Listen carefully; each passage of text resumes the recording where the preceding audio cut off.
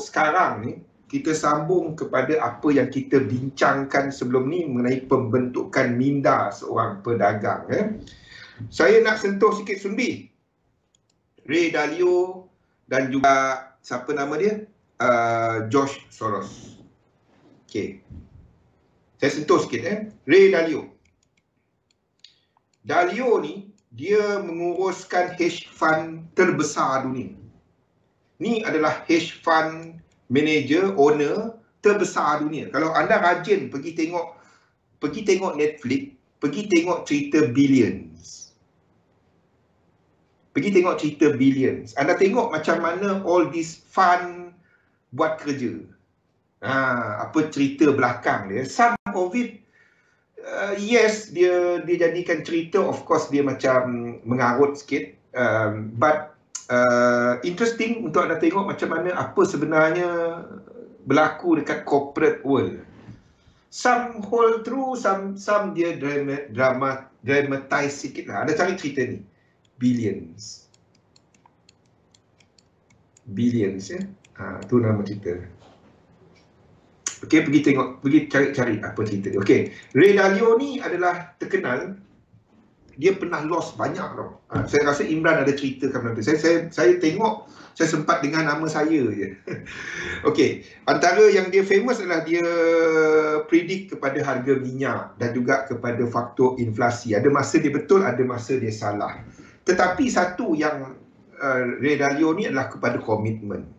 Dan Ray Dalio ni adalah salah seorang daripada super trader yang dikaji oleh Dr. Van Tapp dan juga kepada lain-lain mereka yang mengkaji mengenai trader. Itu Ray Dalio. George Soros terkenal sebab he broke the Bank of England. Dia tahu bahawa supply duit British pound sterling tak banyak, dia pergi short pound sterling kan. Dia hampir menyebabkan Bank of England bankrupt. Macam mana nak lawan dia? Sebab dia tahu bekalan tu tak banyak, dia pergi short, habis. Tu Soros dan terkenal semasa Asian Financial Crisis. Okey, kenapa saya brought up dua ni? Percayalah, bukan saya nak rendahkan kita. Anda tak akan dapat jadi macam dia orang. Faham? Apa yang kita boleh buat adalah anda tengok dia orang dan kita jealous dengan dia, cemburu. Umur 43 tahun MC. Okey, kita jealous dengan dia, tapi bukannya kita jealous, kita dengki dengan tak cantik. Apa yang kita jealous adalah kita ambil kejayaan dia orang, ambil yang positif dan tengok yang negatif pasal dia orang.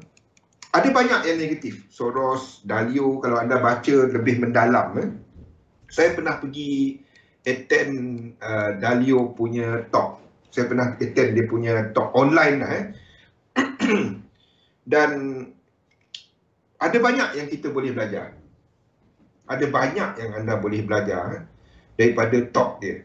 Dan apa yang anda ambil adalah apa yang positif, apa yang negatif daripada talk dia.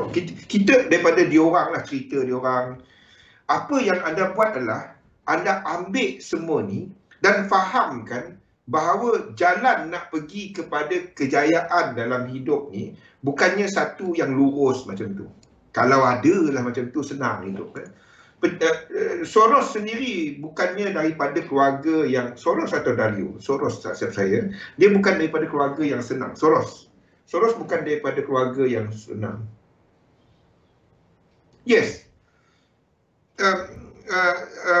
Apa yang anda belajar daripada dia orang adalah bukannya dia tak ada, anda tak akan nampak dia orang ni, Dalio ke Soros ke, pergi up gambar Ferrari lah, Porsche lah, Audi lah, apalah, kereta Bugatti ke, apa ke, Veyron ke, Huracan ke, apa. Dia orang tak pergi up gambar-gambar macam tu kat Facebook, kat social media.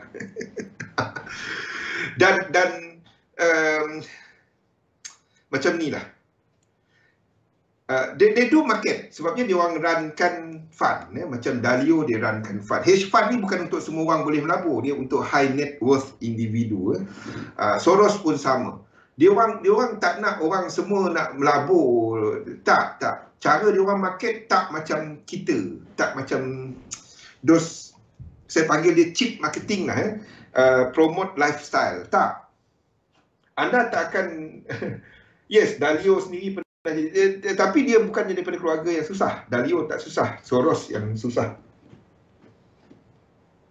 Yes, baca buku-buku dia. The thing is, fahamkan bahawa jalan nak menuju kejayaan tu bukannya satu yang simple.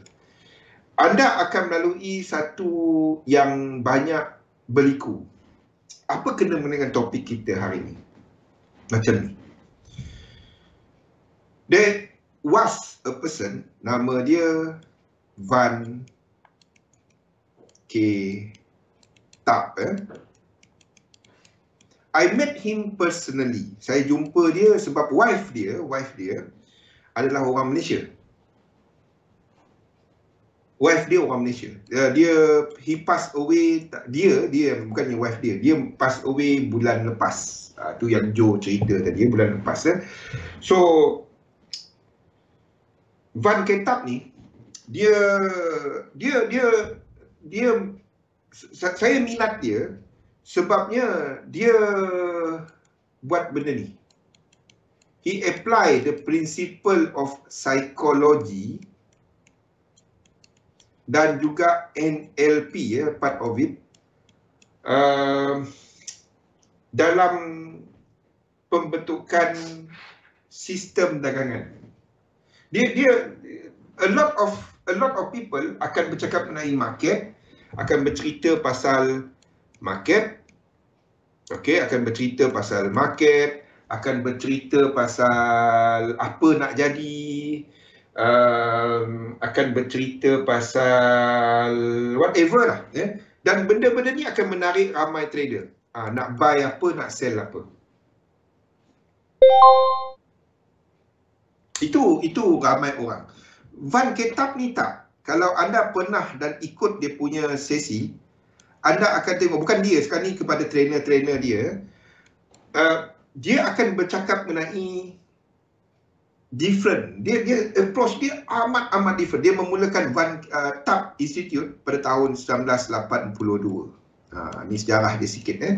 Dan dia melihat kepada few things. Yang pertama adalah pembentukan objektif yang jelas. Ni benda yang amat penting dalam kita memulakan kita punya kerjaya ataupun anda mula berdagang. Kalau orang tanya saya kan, bang, saya nak belajar trading, apa perlu saya buat? Saya akan tanya dulu benda ni. You nak trade sebab apa? Letakkan satu yang jelas. Saya nak buat duit berapa? Letakkan satu yang jelas. Bila nak sampai? Berapa banyak nak keluar? Berapa sanggup rugi? Kalau untung nak buat apa? Kalau rugi nak buat apa? Letakkan dan lihat balik yang anda tulis tu, buat benda ni. Letakkan objektif yang very precise. Okey, saya akan letak $1,000 untuk bidang ni. Saya nak buat $5,000. Bila? Minggu depan. Lepas tu tanya diri anda balik, masuk akal ke? Kalau anda rasa masuk akal, silakan. Tak kisah. Anda akan tahu anda ambil risiko besar. $1,000 tu tercedok, anda tahu. Itu memang yang anda memang nak buat. Kalau anda duk ulang benda tu, itu self-sabotage. Faham tak? Tu betul jerut leher sendiri. Masalahnya ramai orang buat benda tu. Letakkan objektif jelas dan masuk akal. Sebelum nak buat benda ni, work on your belief dahulu. Your set of belief. Kepercayaan anda. Sebab itu, ini adalah latihan pertama dalam trading. Bukannya pergi tarik fibo macam mana, support resistance kat mana, position sizing macam mana. Ini dahulu. Itu membawa kita kepada slide kita. Sebab kalau ini tak betul, ini tak ngam, konsep realiti yang anda lihat kepada dunia dagangan ni akan skewed tau, akan sengit. Faham tak? Tapi ramai yang sengit. Tu masalahnya. 100 jadi 1000. Ya, boleh. Boleh. Tak, saya tak katakan mustahil. Boleh. Ada penggunaan leverage yang tinggi, letak market tengah cantik, baca sistem tengah ngam. Cantik memang. Tak dapat dinafikan. Tapi masuk akal ke? Faham? Letakkan something yang anda boleh cerita kat anak anda tanpa ataupun kepada orang yang anda tak kenal. Orang tu tak tengok anda besar kecil je. Faham tak? Hari tu aku letak 1000, dapat dah dalam 10,000 kan. Dalam 2 jam je. Dia tengok kita besar kecil. Kita tengok chat, kita hantar dia pun tengok, oh yelah, adalah bukti sekali. Dia tengok kita besar kecil je. Tu masalahnya. Benda yang tak masuk akal. Boleh tak? Boleh. Yes, Bitcoin grew berapa 1000% last 2 years. Yes, last 3 years. Tak dinafikan. Memang ada yang buat duit. Yes, betul. Tetapi adakah itu something yang anda boleh repeat? Kalau boleh repeat, tak ada masalahnya. Jadikan dia satu sistem. Itu je. It is a proven system yang boleh buat 10,000% dalam 1 jam ke, 1 minggu ke kan. Anda pun dengar macam lain macam kan. Kalau ada yang macam tu, semua orang tak payah kerja lah. Simple. Itulah dia. Realiti anda, dunia sebenar, kenyataan sebenar banyak bergantung kepada kepercayaan anda. Kalau ini sengit, anda punya nak buat objektif akan sengit. Faham tak? Can JPY break? Jadikan dia flat. Objektif. Itu je. Kalau dia apa? Kalau ini tak ngam, objektif anda tak ngam, akan jadi benda lain. Itu je. Okey? So, di sinilah anda kena buat all these exercises. Kalau orang tanya saya, apa yang pertama kita nak buat? Buat benda ni. Buat benda ni, benda yang entah kenapa orang berat sangat nak buat. Saya pun tak faham. Buat benda ni. Buat all this. Sebabnya, selagi ini tak betul, anda ceritalah hebat mana anda punya sistem dagangan. Anda tak akan berjaya nak ikut dia. Anda tak akan dapat nak disiplin. Faham tak? Anda akan hilang, anda akan sentiasa buat benda ni. Dah cantik, untung, dah apa semua kan. Dah pakai satu sistem, sabotage. Ni benda-benda yang lazim berlaku. Ada 3 prinsipal dia, tapi saya tak nak cerita terlalu dalam. But fahamkan benda ni. Kalau anda mengulangi kesilapan serupa berulang-ulang, ada satu sistem, 2-3 kali pakai profit, sekali loss, tukar sikit, untung lagi, tukar sikit, besar sikit. Yang sikit-sikit tu, hentak sikit, besar sikit lot kan. Itu perkataan-perkataan judi tau. Itu bukan perkataan-perkataan trading.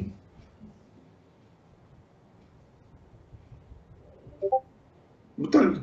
Itu perkataan-perkataan trade, itu bukan perkataan-perkataan trading. Sebab tu saya tak layan bila perkataan-perkataan judi disebut. Sebabnya itu menggalakkan, faham tak?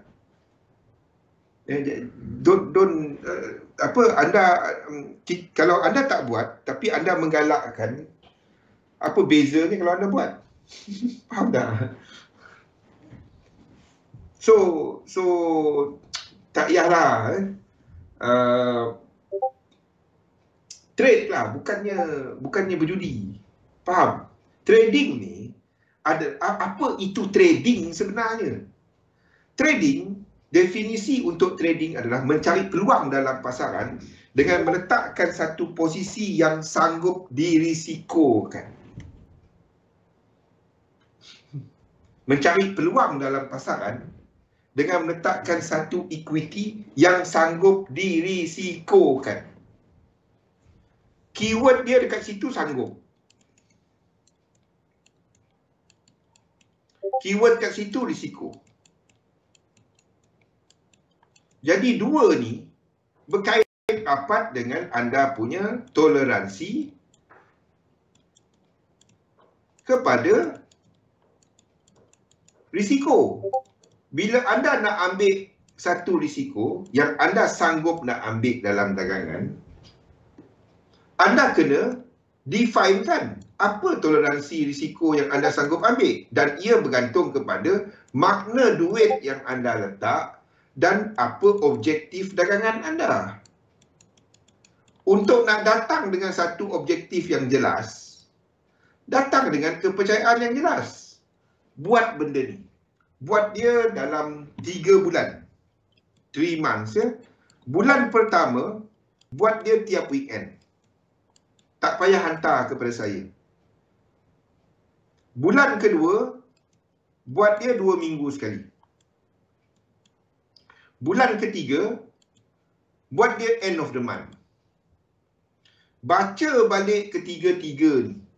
Lepas tu, bila anda buat yang tiga-tiga ni, letakkan apa kepercayaan yang berguna, apa kepercayaan yang menghadkan anda.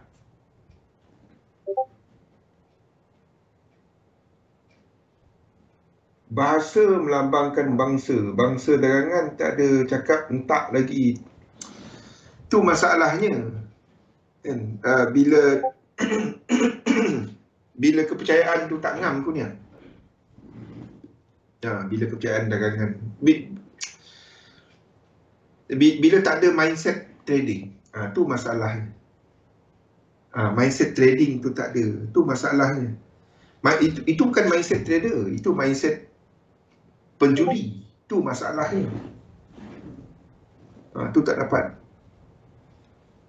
Okey. Tugas trader adalah untuk menjaga risiko. Itu dia. Risiko.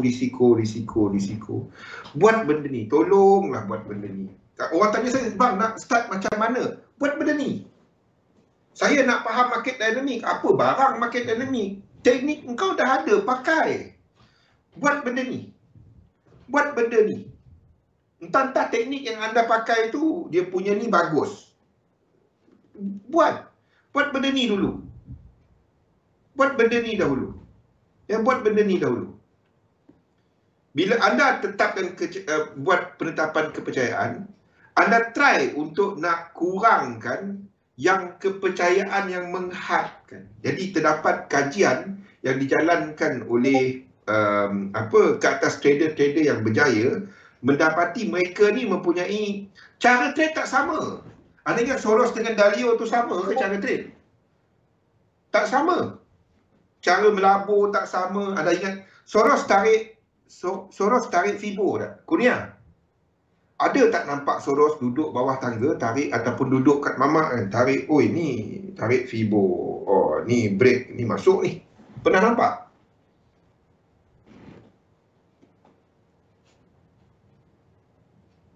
Kan macam mana rupa Fibonacci dia tarik tu?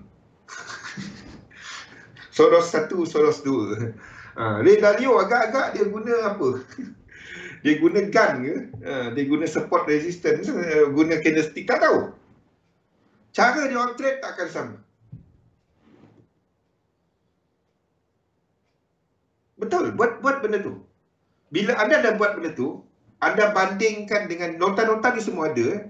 Anda bandingkan dengan all this, bertanggungjawab kepada prestasi diri. Anda ada kawalan. Kalau anda rasa anda memang berserah kepada nasib, memang percaya kepada qada dan qadar. Yes, tapi letak unta tu ikat dulu. Itu je. Tak pernah nampak. Jadi dia guna apa? Objektif tu kena jelas. Anda nak tahu anda nak apa. Yes, buat duit apa. Masuk akal ke tak? Itu je. Kalau dah sampai objektif dan anda nak buat benda luar daripada akal, buat. Tapi kalau anda belum tak tahu objektif anda, tu yang orang kita nampak, kita pernah dengar kan, dah trade, dah untung. Untung tu berapa? Adakah itu objektif harian anda? Kalau dah kata sampai objektif harian, anda nak masuk lagi? Boleh. Boleh. Ada caranya. Kan? Letak contohnya macam kita cerita pasal bullet method kan. Bullet method. Anda punya sasaran harian, letakkan dia dalam R multiple. Maksudnya berapa risiko anda? Okey, saya risikokan sebanyak sebanyak hari ni untuk trading intraday trader, saya risikokan $50. Okey, untuk satu hari trade. Okey, US dollar 50 ni saya akan bagikan kepada 5 trade. Satu R anda adalah $10. Okey, 10 US dollar. Jadi anda ada peluru, ada 5 peluru. 1, 2, 3, 4 dan 5. Bila anda trade, ini negatif. $50 tadi anda nak buat berapa? Bagi tahu. Anda kata, okey, saya punya target harian adalah untuk jadikan dia $75. 50 jadi 75, itu adalah 0.5R. Banyak, 0.5R. 0.5R pula. Saya cuba untuk menjadikan satu hari sebanyak 7.5R.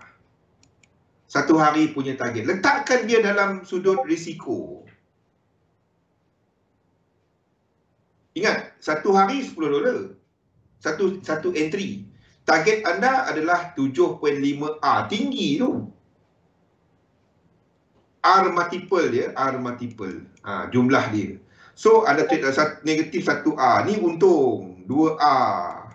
Ini rugi. Anda cut loss 0.5. Ni untung. The moment anda ada untung, anda tambah 1. Faham tak? Anda ada untung, anda tambah 1. Sampailah anda sampai target. Tak ada untung. Semua rugi. Mandi bunga. Tapi memang ada hari masuk apa pun semua loss kan. Kalau itu berlaku, berhentikan 50 ataupun 5R. Buat benda-benda macam ni. Ada tak benda macam ni dalam anda punya sistem dagangan? Anda cuma tambah bila untung, bila rugi tambah buat apa? Itu memang gali lubang lah cerita dia. Macam tu ada datang dengan objektif mendalam.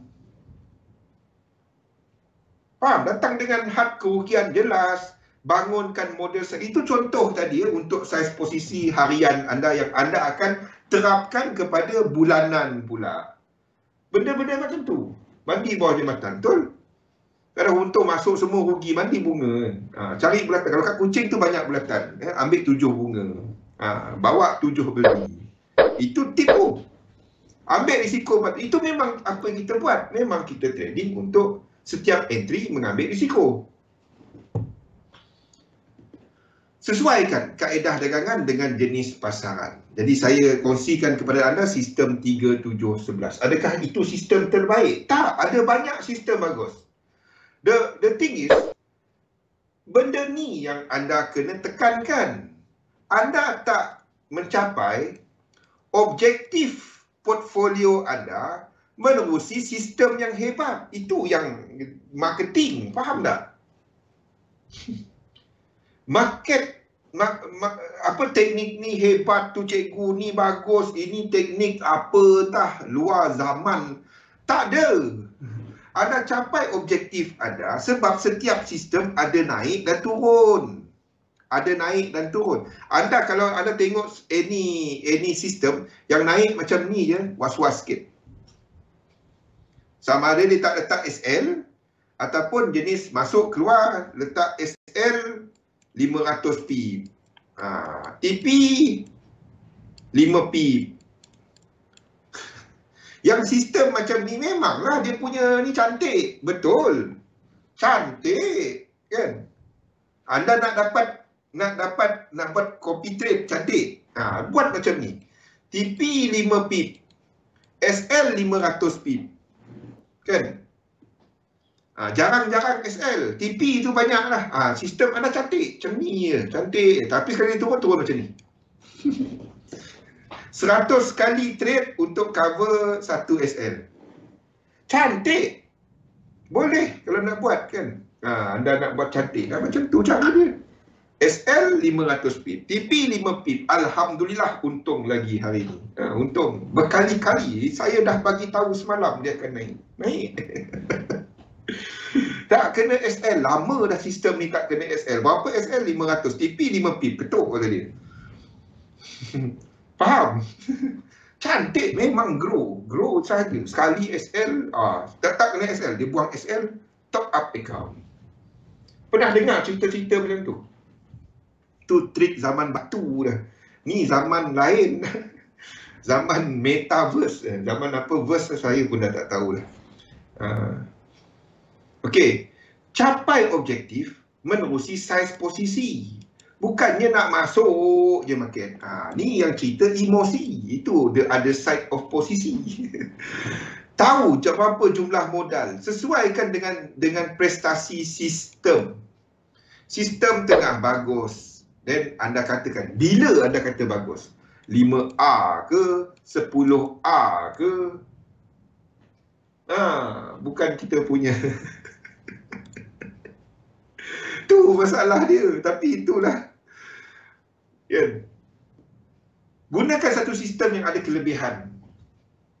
Anda faham kepada dia, anda dapat cerita market kepada dia, anda dapat cerita momentum, structure or whatever kepada pasaran menggunakan dia. Bang, saya guna sistem simple je. Yes. Yang penting, anda tahu bila anda masuk market, anda tahu nak keluar daripada market sama ada TP atau SL.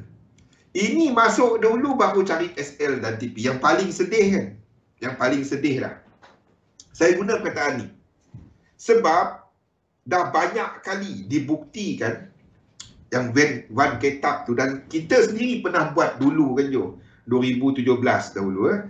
Any sistem, anda tak akan dapat mengira prestasi sistem tu tanpa mengetahui SL dan TP the moment trade plan tu diletakkan. Faham tak? Anda boleh ada sistem yang 100% SL, tak ada TP je. Betul? Anda takkan tahu prestasi dia, SL secukup rasa. Saya kalau dengar yang tu, saya akan kena geletik sikit. SL secukup rasa, TP dah cukup, ambil lah kan. Anda tak akan dapat tahu prestasi sistem tu dengan menggunakan perkataan-perkataan macam tu. Setiap sistem hendaklah jelas. Kalau anda ada sistem yang cukup rasa, ambil lah kan. Cukup-cukup, ambil keluar lah, tunggu apa lagi. Yang perkataan macam tu, buang dia. Anda tak akan dapat tahu prestasi dia.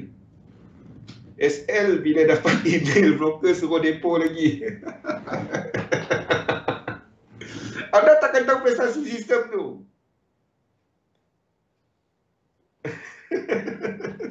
Faham tak? Anda takkan tahu. Dan nak tengok sistem siapa? Sistem yang anda pakai. Tuliskan. Tuliskan ya. Macam mana anda buy? Apa keadaan market untuk masuk posisi? Bila kita nak nampak posisi, jangan cuma nampak entry. Nampak kat mana exit. Maksudnya SL dan TP, anda kena tengok sebelum entry. Bukannya dah entry baru nak cari SLTP kat mana. Macam mana anda kira lot size kalau tak tahu SL kat mana. Oh tak apa bang, saya semua 30 pip. Mana ada market semua structure sama. Anda guna apa? Support resistance, moving average. Anda guna Bollinger Band, anda guna candle. Candle tu semua 30 pip ke? Mana sama? Itu benda logik je pun. Tapi semua apa yang banyak berlaku. Semua masuk 0.1, 1 lot, 1.5, 1.1. Itu tak reti mengira position size. Sebab 0.1 EU, 0.1 EJ tak sama value dolar dia. Kirakan benda ni. Gunakan technical punya ni untuk tahu kat mana SL, kat mana TP. Entry kat sini. Okey, ni entry. Entry kat sini, nak entry. Ni SL bawah ni. Ni tak sama. Tak setiap kali dia 30 pip, 50 pip. Faham? Menakjubkan tu. Kirakan dia. Jangan malas. Sistem yang malas semua dia masuk satu lot, 10.1. Semua tak dapat. Itu tak, jangka panjang, any sistem macam tu tak akan survive. Terbukti berkali-kali tak akan survive.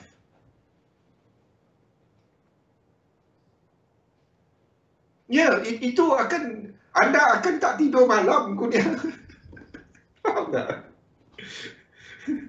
Baik, balik. Dia, let me share with you apa pandangan Van Tapp. Ni pandangan Van Tapp. At every time, ni kepada sistem dia, at any time, you don't risk more than 1% for any trade plan. Anda mungkin ada trade plan untuk buy atau sell US dollar. Mungkin dekat 1% ni dibagikan kepada few position. Ini untuk euro US dollar, GBP US dollar, ini untuk Bitcoin or whatever. Any trade plan, any idea, you don't, not more daripada 1%. The moment you risk 3% or more, anda sedang sabotage anda punya. Ini antara benda yang buka mata saya dahulu lah. But the thing is, 1% kat sini tak sama kepada semua trader. So, anda identify apa anda punya cut off tu.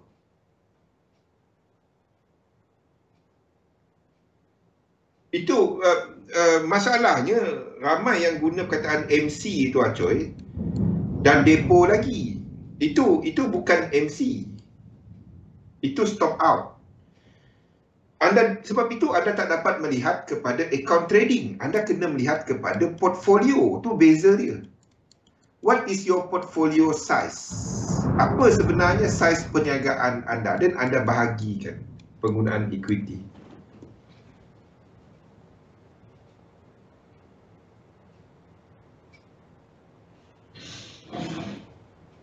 Sebab itu yang emosi tadi Kurnia. Sebab dia tak ada plan. Naik lagi bang. Aduh, saya dah banyak float ni. Saya kalau dengar macam tu, apa pasal tak close? Yang kau duk pening close lah. Apa? Account $10 nak risk 1% juga. Portfolio tu berapa size? Itu dia. Bukannya account. Sebab itu cara tu tak berkesan, faham tak? Saya depo $50 bang. Macam mana nak 1%? $50 je ke memang itu saiz perniagaan? Kalau memang saiz perniagaan, 1%. Kalau $10 tu hilang, tak depo lagi, tak berhenti lagi, tak berhenti trade dah, delete MT4, then 1%. Tapi kalau $10, adakah $10 tu 1% daripada whole equity? Benda yang macam tu yang kena dipikir. Tapi tak ramai fikir macam tu. Dia tengok depo. Tak lama bisnes macam tu. Okey, masuk pasaran mudah. Yang keluar pasaran ni kena jelas. Dalam sistem anda, macam mana anda buy, situasi macam mana sell. Bila anda letak position, dia kena ada exit dan cara mengurus. Bilanya anda kacau tu, yang ni tak, apa yang ramai trader buat. Saya lama dah berhenti benda. Dulu rajin duduk dengan ramai trader, duduk lepak kan. Bukannya sembang. Kalau tengah float negatif, senyap. Faham tak? Dia terus senyap. Senyap, dia float terus. Kan? Dia simple je tengok trader ni float. Kalau phone dia bawah meja, tengah tengok MT4, float tu. Kalau dia atas meja, tengah untung lah tu. Faham tak? Dia tengok phone, dia tengok kan. Dia tengok position dia kan. Kalau dia tengok macam ni, depan macam ni, orang tengok dia tak peduli, dia tengah profit. Kalau tengok kan, dia tengok macam ni bawah, tengok phone tu macam keluar gambar hantu. Dia tengok terkejut. Ataupun dia tengok tak berkelip mata, hoi, nak MC. Faham? Tengok phone pun bawah meja, senyap-senyap tepi poket tengok, main curi-curi. Dia tengok phone dia sendiri pun curi-curi. Faham?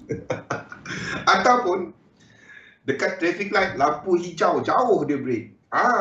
Dia lampu hijau jauh break. Tu memang float nak habis lah. Berapa puluh ribu tengah float. Tak tahu lah. Kalau lampu hijau, lampu merah dia biasa je. Dia situasi tengah baik. 0.1%. Buat benda yang masuk akal lah. Dia simple je tengok. Senang nak baca trader ni, senang. Ada tengok dari jauh kan. Jalan kosong je, tapi kereta duk tekan brake kan. Jaga-jaga sikit. Tu trader depan. Dia tengah float teruk. Faham? Jalan kosong tapi bawa 35. Had laju 110. Hui, teruk dia float. Teruk. Faham? Trader je faham bahasa ni. Kalau bukan trader tak faham. Okey? Bila untung tu janganlah cepat sangat nak close. So dia tak ada plan keluar. Itulah, tak ada plan keluar. Dia ada plan pegang. Bila tengah float teruk, naik balik, alhamdulillah 5 pip. Tu yang SL 500, TP 5 pip ni. Trader faham, lain bukan trader takkan faham. Tutup posisi rugi. Kalau anda dapati, anda duk tengok chart kan, duk tengok bila dah dia naik tu, tutup. Saya simple je.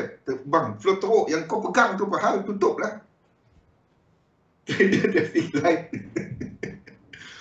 Tentukan risk reward. Nak masuk tu berbaloi ke? Kan? Tu 500 pip TP SL, TP 5 pip. Terima. Ada rugi. Mana ada trading tak ada rugi.